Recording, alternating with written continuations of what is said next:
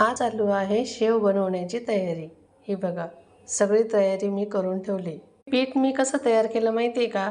पहिले पीठ चाळून घेतलं, नंतर त्याच्यात 1 किलो पिठासाठी 1 वाटी तेल टाकून ते पूर्णतः पिठाला चोळून घेतलं। ते चोळल्यानंतर पुन्हा हे पीठ चाळून घेतले। आता त्यात टाकते चवीनुसार मग त्याच्यात टाकते हिंग आणि थोडीशी हळदी। नंतर हे सगळं पिठात व्यवस्थित मिक्स करून घ्यायचं। नंतर हे असं पीठ भिजून घ्यायचं।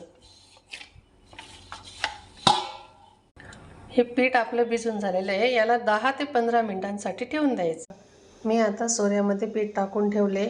इकडे एकीकडे तेल पण गरम करायला ठेवले आहे। तेल खूपच कडक होऊ द्यायचे, चांगला ताव येस तोपर्यंत व्यवस्थित। हे बघा मित्रांनो, माझी एकदाची शेव पिळली गेली।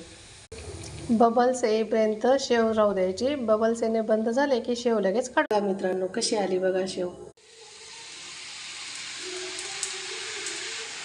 बघा, अशी एकसारखी शेव पिळली जाते। बघा किती सुंदर पिळली जाते ना।